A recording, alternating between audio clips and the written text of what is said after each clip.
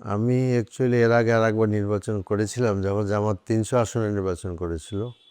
সেটা আমার গ্রামের আসনে আর কি, শরীয়তপুরে। এইবার দ্বিতীয়বার।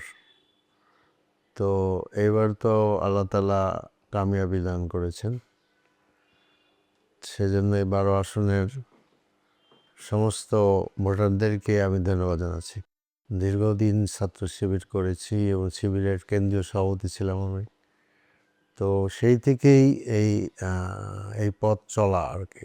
ছাত্রজীবন শেষ করার পরে জামাতে যোগদান করেছি এবং জামাতের বিভিন্ন পর্যায়ের দায়িত্বশীল ছিলাম। তো কাজেই দিস ইজ মানে অনেক পুরাতন ব্যাপার এবং আমরা জামাতের যে লক্ষ্য উদ্দেশ্য যে একটি ন্যায়ভিত্তিক সমাজ কায়েম করা, সেই লক্ষ্যেই আমরা কাজ করে যাচ্ছি।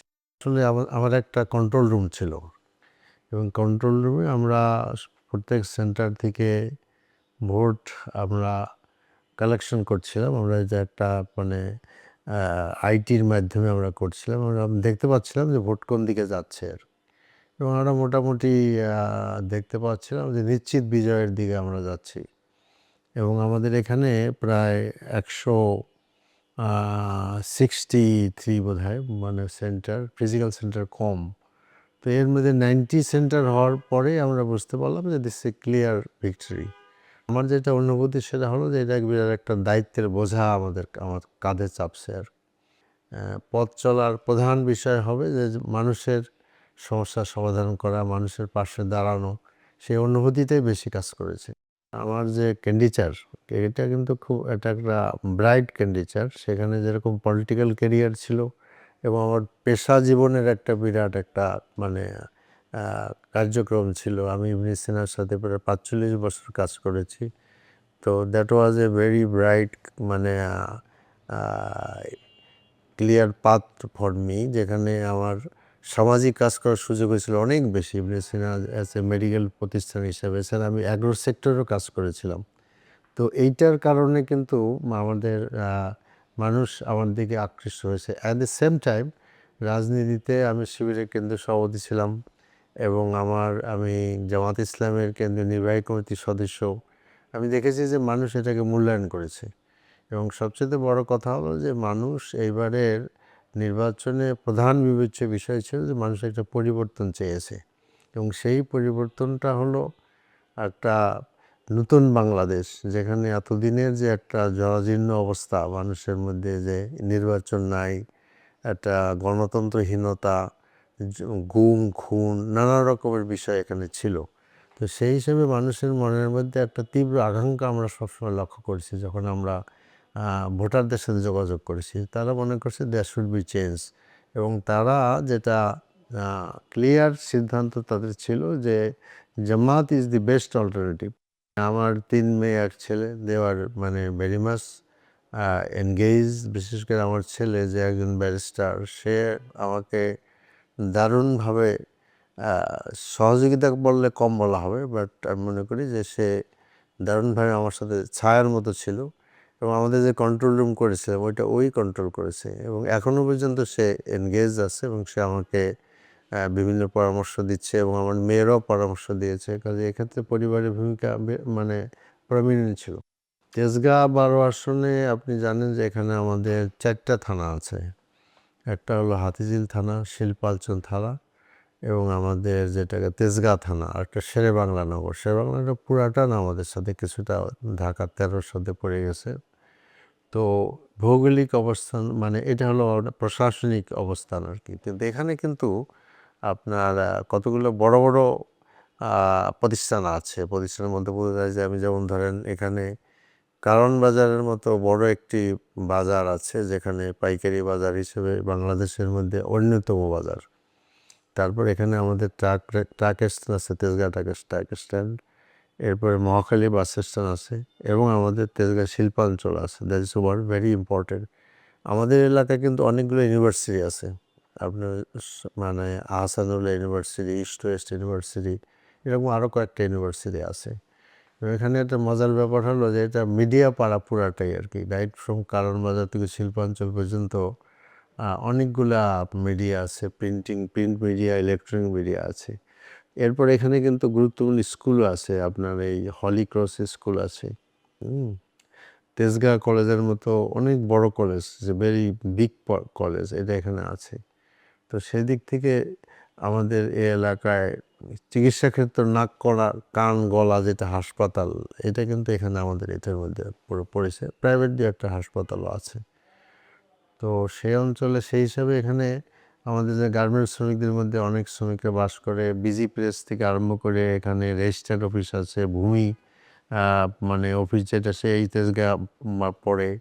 এবং আপনি দেখবেন মানে কোহিনূর কেমিক্যাল ধরেন, তারপর নাবিস্কো বিস্কুট ধরেন, তারপর কল্লোল গ্রুপ ধরেন, তারপর সুপার স্টার ধরেন, এরকম হ্যারিকেন গ্রুপ আছে, অনেক শিল্প প্রতিষ্ঠান এখানে আছে।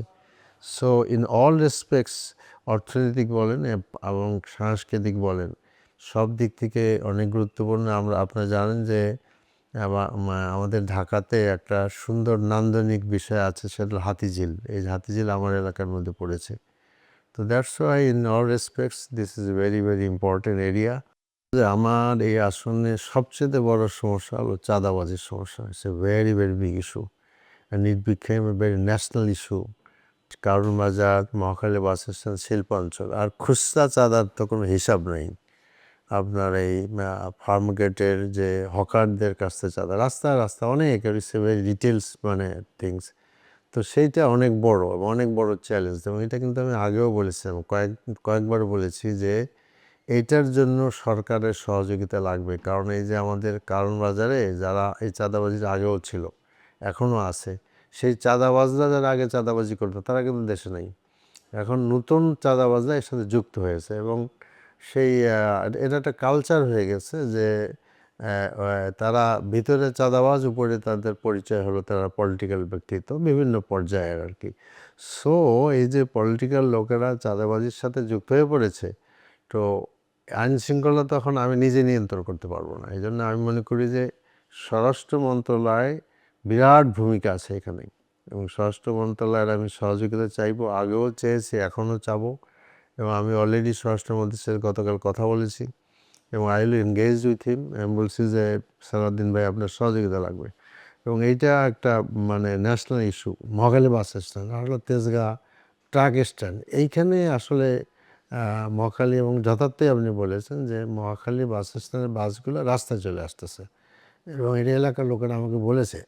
তো সেই জন্য আসলে সরেজমিনে যাইতে হবে, একটু যাওয়ার পরে এখানে দেখতে হবে যে কারণটাকে। If it is a problem of মানে প্লেসেস, মানে জায়গার সংকুলনে যে ব্যাপার হয়, তাহলে মানে আমাদেরকে গভর্নমেন্টের সাথে এনগেজড হইতে হবে, এবং যাতে করে সেখানে আপনার বাসগুলো ভিতরে থাকে। কিন্তু আরও একটা দুইটা বিষয় আছে, যেমন যাত্রীদের ফ্যাসিলিটিস, আপনার টয়লেট ফ্যাসিলিটিস, ড্রাইভারদের টয়লেট ফ্যাসিলিটিস, ওয়াশরুমের মানে গোসলের ব্যবস্থায়, এগুলো খুব ইম্পর্টেন্ট। এগুলো খুব ইগনোর করি আমরা। আমার কিন্তু একটা ভালো অভিজ্ঞতা আছে, আমি একটা ইন্ডাস্ট্রি চালাইতাম। ড্রাইভারের কাছ থেকে আমি শুনলাম যে ওরা বলে, স্যার আমাদের তো কোনো, আমরা ট্রাকগুলো রাত্রে চলে, কিন্তু আমরা যখন নিয়ে আসি আমরা একটু বাথরুম যাইতে পারি না, আমরা একটু গোসল করতে পারি না, আমরা একটু খাইতে পারি না। তখন আমি আমার ইন্ডাস্ট্রিতে আমি তাদের জন্য টয়লেট করে দিলাম এবং আমি গরম পানির ব্যবস্থা করে দিলাম, যাতে করে শীত করতে পারি। কী যে খুশি হয়েছে চিন্তা করতে পারবেন না। এর মধ্যে আমি একটা স্কুলে গিয়েছিলাম আর কি, মানে এরকম কয়েকটা স্কুলে গেছি। তা আমাকে হেডমিস্ট্রেসের চেয়ারে বসতে বলা হলো। তা আমি বললাম যে না, এই কাজ আমার কাজ না আর কি, আপনি আপনার চেয়ারে বসবেন। আমি মনে করি যে আমরা একটা সার্ভে করেছিলাম এই আসনের। এই সার্ভের মধ্যে যেরকম আমাদের মানে এই দাঁড়িপাল্লার প্রার্থীর সম্ভাবনা কতটুকু, এটা যেমন দেখেছি, কিন্তু কোনো সহজ প্রশ্ন ছিল যে পাবলিক কী চায় আর কি। সেখানে কিন্তু মোটা দাগে কতগুলো জিনিস উঠে আসছে আর কি। সেটা হলো আমাদের এই আসনে আমরা দেখেছি যে 4টা বড় বড় সমস্যা আছে আর কি। তার একটা হলো পানি, আরেকটা হলো গ্যাস, আরেকটা হলো সুয়ারেজ, আরেকটা হলো জলাবদ্ধতা। এগুলো নিয়ে আমি অলরেডি কাজ করা শুরু করে দিছি, এবং এটা মানুষ খুব চাচ্ছে আর কি। আমার কাছে কোনো ক্রমেই মনে হয় না যে মানুষ উগ্র মেজাজি লোকদেরকে চায়, এরকম তা মনে হয় না আমার কাছে। আমার তো মনে হয় যে আমি যখন স্কুলে যাব, কলেজে যাব, এগুলো আমি তাদের ফ্রেন্ড হতে চাই আর কি। আমি তাদের উগ্র মেজাজের কোনো স্থান আছে বলে মনে করি না। আমি এটা অলরেডি আমি হাত দিয়েছি। মাদক একটা বিরাট সমস্যা আমাদের এলাকায়, সারা বাংলাদেশেই সমস্যা আর কি। then this is very important to engage with the police and narcotics department.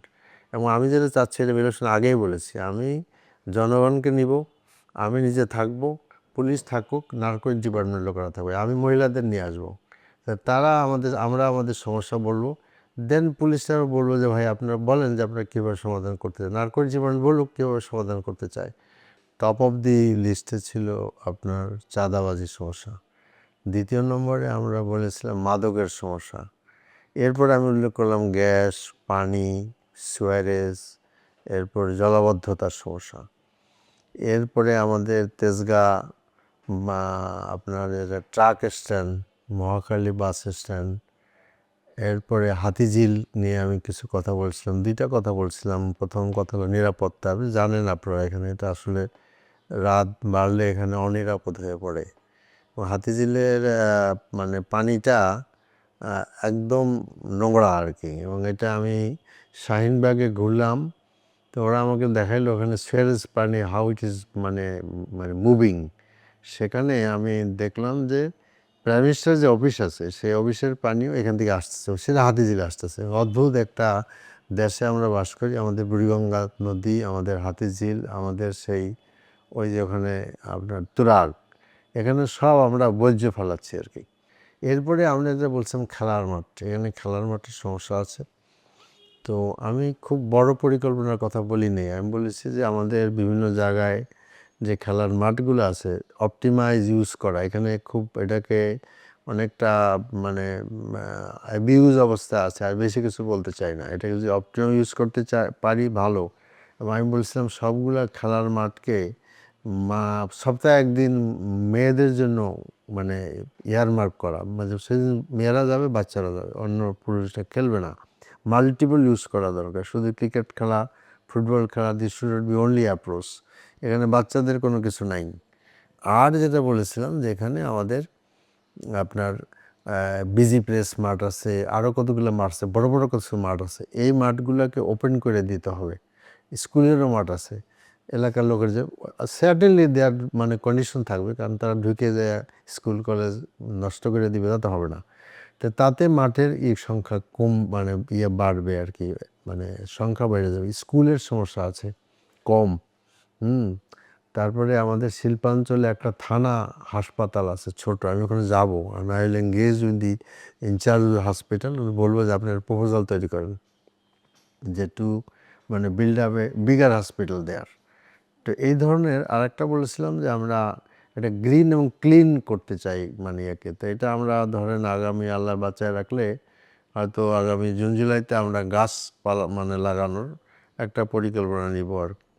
তো আর হলো ক্লিনের ব্যাপারটা এখন দেখছি কিছুটা জটিল, কারণ এখানে আবার আর যেটা আমি আগে জানতাম না যে এখানে আবার সেই চাঁদাবাজি মস্তানরা যুক্ত হয়ে পড়ছে আর কি। কারণ ক্লিনের ব্যাপারটা ছিল এই যে ঢাকা শহরে যে বর্জ্য ব্যবস্থাপনা এটা খুব সেকেলে, এবং মানে এটা গ্রহণযোগ্য নয়। জায়গায় জায়গায় এই যে এখানে দেখবেন বিটিসিলের এখানে একটা ওদের ডাম্পিং স্টেশন আছে, এখানে ওপেন করে রাখা হয়েছে, আপনার গন্ধ ছড়াচ্ছে, সেখানে কুকুর যাচ্ছে, কাক যাচ্ছে, টোকাইরা যাচ্ছে, এবং যার ফলে একটা অস্বাস্থ্যকর বিচ্ছিরি পরিবেশ তৈরি হচ্ছে। তাহারে আমরা তরুণদের বড় ধরনের কর্মসংস্থানের কথা বলেছিলাম। এবং আপনি দেখবেন শহরে বিশেষ করে যে অনেক যাদেরকে আমরা নাম দিয়েছি কিশোর গ্যাং, এবং এদেরকে আমরা পলিটিক্যাল লোকেরা এদেরকে ব্যবহার করে তাদের মাসেলম্যান হিসাবে। এবং সব জায়গায় যে আমাদের নির্বাচন উত্তর যে কটা সহিংসতা হয়েছে আমাদের এলাকায় খুব বেশি হয়নি, তো সেখানে দেখছি এই ছেলেগুলো জড়িত আর কি, এবং রাজনৈতিক দলের লোকেরা এদেরকে ব্যবহার করতেছে। তো এদেরকে ব্যবহার আর জন্য প্রথম যেটা কাজ করা থাকে এদের কর্মসংস্থানের ব্যবস্থা করা, তো এইটার দায়িত্ব বেসিক্যালি গভর্নমেন্টের। আমরা সরকার গঠন করতে পারলে, যেখানে আমি বলেছিলাম যে বড় ধরনের ব্যবস্থা নিব, now I am we looking মানে যে আমি এদের জন্য কি করতে পারি। এজন্য আমি এনজিওর সাথে কথা বলেছি, আরও এনজিওর সাথে এনগেজড হব। আমি দেশের বাইরেও একজনের দায়িত্ব দিয়েছি যে কোনো প্রোগ্রাম নিয়ে আসা যায় কি না। আমার মূল লক্ষ্য হলো যে মানে কিশোরদের, তরুণদের এবং আরও যারা আছে খেটে খাওয়া মানুষ আছে না, এদের যেমন রিকশাওয়ালা আছে, মুটিয়ালা আছে, এদের আপনার একটা মানে কর্মসংস্থানের ব্যবস্থা করা, এটা যদি আমরা করতে পারি তাহলে এই মানুষগুলো কিন্তু তখন আর মাসেলম্যান হিসেবে ব্যবহার হবে না। তখন আপনি কিশোর গ্যাং বলতে পারবেন না, কিন্তু আপনি কোনো ব্যবস্থা দিচ্ছেন না, এদের কোনো চাকরি নেই, এরা লেখাপড়া করে না, এদের বাড়িঘর নাই, তো এরা কী করবে? এদের লোকেরা বলে না যে আপনার হাতে যদি একটা লোহার কিছু থাকে, কোনো কাজ না থাকলে সে মাটি খোঁড়ে আর কি। তো ওরা সেটাই করতেছে, আর এই সুযোগটা গ্রহণ করেছে আমাদের রাজনৈতিক দলের নেতারা। এবং আমি তো এখানে আহ্বান জানাবো আপনাদের সামনে মাধ্যমে, ডোন্ট ইউজ আওয়ার চিলড্রেন, এভাবে ব্যবহার করেন না আপনারা তাদেরকে, তাদের একটা ভবিষ্যৎ আছে। সংসদে আসলে আসনের আগে যেটা আমরা মনে করি যে ত্রয়োদশ জাতীয় সংসদের সবচেয়ে বড় চাওয়া হলো জুলাই চার্টারকে বাস্তবায়ন করা। এরপরে আমি যেটা, যদি আমাকে বলা হয় যে আপনার আসনের একটা কি বলবেন, আমি বলবো যে চাঁদাবাজির ব্যাপারে আমি মানে বিশেষ করে স্বরাষ্ট্রমন্ত্রী ও প্রধানমন্ত্রীর সহযোগিতা চাইব। না, আমি যখন চাঁদাবাজির বিরুদ্ধে কথা বলবো, আমি দেখবো যে অনেকেই আমার বিরাগভাজন হবে না। ইতিমধ্যে আমার আত্মীয় স্বজন অনেকে বলেছেন যে আপনি যে এই যে চাঁদাবাজির বিরুদ্ধে বলছেন যে your life will be at risk. এবং আমার একজন ভাই কিন্তু সাংবাদিক, বড় সাংবাদিক, সে বলছে যে বড় ভাই ডোন্ট গো টু মানে অ্যাড্রেস দিস প্রবলেম। আপনি আরও কথা বলছে, আমি বলবো না। তো this is a very very মানে মানে সেন্সিটিভ, অতি প্রয়োজনীয়, কিন্তু ব্যবসায়ীদের মধ্যে একটা মানে একটা রীতিমতো ক্রন্দন অবস্থা যে আপনার এই এই এর থেকে আমাদেরকে বাঁচান আর কি। কিন্তু আমি খুঁজছি যে কী করা যায় আর কি। আমি এটা পিছপা হবো না, আমি দেখা যাবে যে বিভিন্নভাবে এনগেজ হব আমি যে কী এইভাবে এই অভিশাপ থেকে আমাদের 12 আসনের লোকদের কীভাবে বাঁচানো যায়। দ্বিতীয় হলো মাদক। মাদক ইজ নট এ মানে জনপ্রিয়তার বিরোধী ইস্যু না, মাদক is a very important issue for the guardians. আমার ব্যক্তিগত অভিজ্ঞতা আছে যে বাপ মারা একটা পরিবারের ছেলেমেয়ে যখন এটাতে আর মানে ইন্ডালজ হয়ে পড়ে, তারা যে কী যে বিপদে পড়ে, এই বিপদ থেকে তারা উদ্ধার হতে চায়। তো সেখানে আমি কাজ করতে চাচ্ছি। আমার দিক থেকে একটা বিরাট সহযোগিতার আশ্বাস তো আমি দিতে পারি যে আমার এই এলাকার লোকদের বা দেশের কেউ, সেটা হলো যে দেশের মানুষকে, সেটা যে আমি নিজে চাঁদাবাজির সাথে যুক্ত হই নেই, হব না, দুর্নীতি কখনো করি নেই, করব না, আমার আশেপাশে কোনো দুর্নীতিবাজ লোকদের কোনো জায়গা হবে না। তবে হ্যাঁ, আমি তো কিন্তু বিভিন্ন জায়গায় ঘুরতেছি, আমার সাথে বহু লোকই ছবি তোলে, ওদের ওই হিসাবটা আনবেন না এর মধ্যে আর কি। তো এইটা একটা বিরাট মানে স্টেপ, দিস ইজ সামথিং বলতে পারেন 50% অফ টোটাল প্রবলেম। আগে যারা এইখানে আসনে ছিলেন তারা কিন্তু এর সাথে যুক্ত ছিলেন, ডাইরেক্টলি যুক্ত ছিলেন। So this is important. দ্বিতীয় কথা হলো যে আমি মনে করি যে আমি আমার সাধ্যের মধ্যে যা কিছু করার দরকার সেটা আমি করব। মানে সেটা করার মাধ্যমে আমি একটা অবস্থায় পৌঁছাতে পারবো বলে আমি আশা করি। সেক্ষেত্রে আমি যেরকম প্রশাসনের সহযোগিতা চাই, গণমাধ্যমেরও সহযোগিতা চাই। মানুষ যখন ক্ষমতা পায় তখন তার আসলে জবাবদিহিতাই সবচেয়ে গুরুত্বপূর্ণ। কারণ জবাবদিহি ছাড়া আপনার যদি ক্ষমতা প্রয়োগ করা হয় তাহলে ভুল হওয়ার সম্ভাবনাই বেশি, অন্যায় হওয়ার সম্ভাবনাই বেশি। আমার মনের মধ্যে যে জবাবদিহিতার ভাব থাকে, মানে সবসময় চিন্তা থাকে, তা আমি ভুল করতে পারবো না। ভুল করলে শতবার ভাববো যে আমি কি করবো। কারণ আমরা যেটা মনে করি যে আমাকে মানে আমি যদি কোনো অন্যায় করি তা সবার আগে তো আল্লাহর কাছে জবাবদিহি করতে হবে। যেমন একটা সাধারণ উদাহরণ দেই, তো অনেক উপহার পাই তো এখন, কিন্তু আমি ফ্যামিলিতে বলে দিয়েছি যে এই উপহারের একটা কণা পরিমাণ জিনিস তোমরা স্পর্শ করতে পারবো না। খাওয়ার জিনিসও পাচ্ছি, কিন্তু আমার ফ্যামিলির ওখানে কোনো এক্সেস নেই, যাই কিছু হোক, নো এক্সেস। এটা আমি টোটালি আমি মানে দান খয়রাতের মধ্যে রাখতেছি। কাজেই আমি মনে করি যে এই মানে 5 বছর যদি আমি সংসদ সদস্য থাকি, প্রতিটি মানে কাজের হিসাব প্রথমত আল্লাহর কাছে আমাকে দিতে হবে, এইটাই আমার অনুভূতি। আমার মনে হয় ওই জায়গায় আমার যাওয়ার তো কোনো দরকার নেই। আমি মানে প্রথম থেকে সচেতন হয়েছি এবং আপনার প্রশ্নের মাধ্যমে আরও সচেতন হব। এবং আমি কিন্তু মানে এখন যে প্রোগ্রাম করতেছি, আজকেও প্রোগ্রাম আছে, সেখানে আমি মানুষের সাথে কিন্তু আমি বক্তৃতা খুব কম দিচ্ছি, বক্তৃতা আগেও কম দিচ্ছি। আমি লোকদের কথা শুনতে চাই। আমি প্রত্যেকটা টেলিফোন এনগেজ করি, আমি মানে অ্যাটেন্ড করি।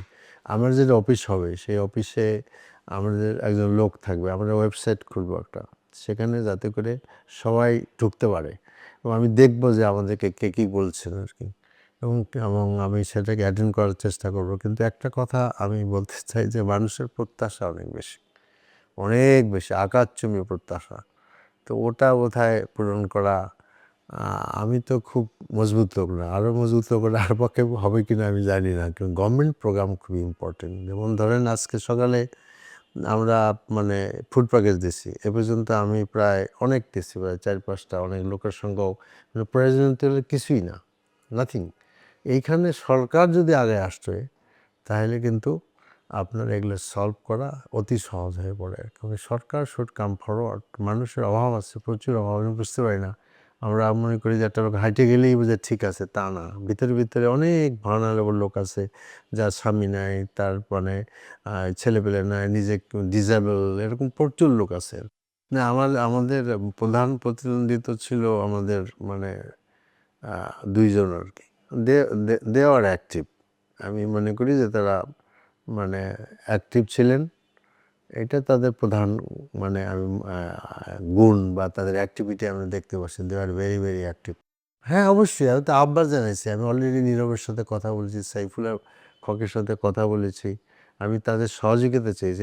এটা কিন্তু মিডিয়াতে সহযোগিতা আমি চাই না, তাদের সাথে এনগেজ হয়েছি, আমি টেলিফোনে কথা বলেছি, আমার সাথে দেখা হয়েছে আর কয়েকবার, এলাকার লোক দেখা হয় আর কি, আবার দেখা হবে।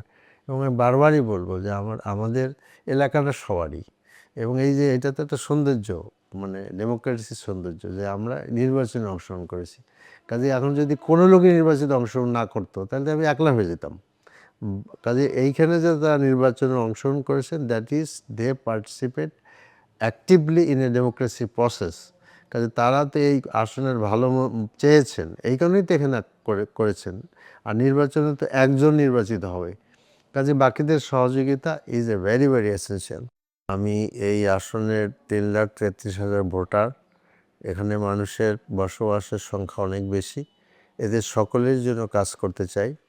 2 নম্বর কথা যেটা বলতে চাই যে আপনারা আমার নামে যদি কেউ তদবিরের বাণিজ্য করে, তদবির করার টাকা নিতে চায়, তাহলে বুঝবেন যে ওরা এটা ফ্রড, এটা আপনারা দিবেন না। 3 নম্বর আমি বলতে চাই যে আমি নিজে কখনো দুর্নীতি করি নাই, কখনো দুর্নীতি করব না, আল্লাহ যদি আমার পাগল বানায় না ফেলায় আর কি। That I guarantee I can give them. আমি যদি ভুল করি তাহলে যেন আমার এলাকার লোকেরা আমাকে শুধরায় দেয়, মানে চোখে আঙ্গুল দিয়ে আমার ধরায় দেয়, ইউ আর ডুইং রং। আমার পাঞ্জাবি টাইনের জন্য লোকেরা বলতে পারে ডোন্ট ডু ইট। আমি তো দুইভাবে বলতে চাই যে আমার আসন কেন্দ্রিক বলতে চাই। আমার আসন কেন্দ্রিক আমি মানে অবশ্যই সেনাবাহিনীকে আমি মানে অত্যন্ত মোটা দাগে ধন্যবাদ জানাতে চাই। Rather I will praise them. আমি যেদিন রাত 3টা বাজে যখন বেসরকারিভাবে নির্বাচিত ঘোষণা করা হলো, and I have to put my signature there, coming out from the মানে centre, I may to the মানে incharge of the army first. রাতে তারা দাঁড়িয়েছিল, ask the army who is your incharge, তারা দেখাই দিল অমুক। আমি আই ওয়েন্ট দেম হিম, এবং আমি তাকে আনুষ্ঠানিকভাবে ধন্যবাদ চাইছি। তিনি বললেন যে হ্যাঁ, আমরা আন্তরিকতার সাথে কাজ করেছি, অনেক গালি খাইছি আমরা আর কি। আমি বললাম নো, আপনারা অনেক ভালো কাজ করেছেন, এবং এটা আমি প্রত্যক্ষ করেছি। নির্বাচনের দিনে আমি সকালে বেরোছি 8টা 8:30টায়, আমি বিকাল 5টা পর্যন্ত সেন্টারে ছিলাম। I see that. আমি গণমাধ্যম কর্মী তো কখনো হই নাই, হওয়ার সম্ভাবনা খুব কম, কারণ আমার মানে লেখার ক্ষমতা, বলার ক্ষমতা খুব কম। তবে আমি মনে করি যে আমি তার দায়িত্বের কথাই স্মরণ করে দিব, এবং আমি মনে করব দ্যাট শুড বি এ গঠনমূলক আলোচনা হবে, যাতে করে আমি ওই সংসদ সদস্যকে এনকারেজ করতে চাইবো যে সে যেন তার কাজে পূরণ করতে পারে। বেকায়দা ফেলার পরিবর্তে তাকে কাজে উৎসাহিত করা, তার দায়িত্বের কথা স্মরণ করিয়ে দেওয়া, এইটাই আমি বলতে চাইব।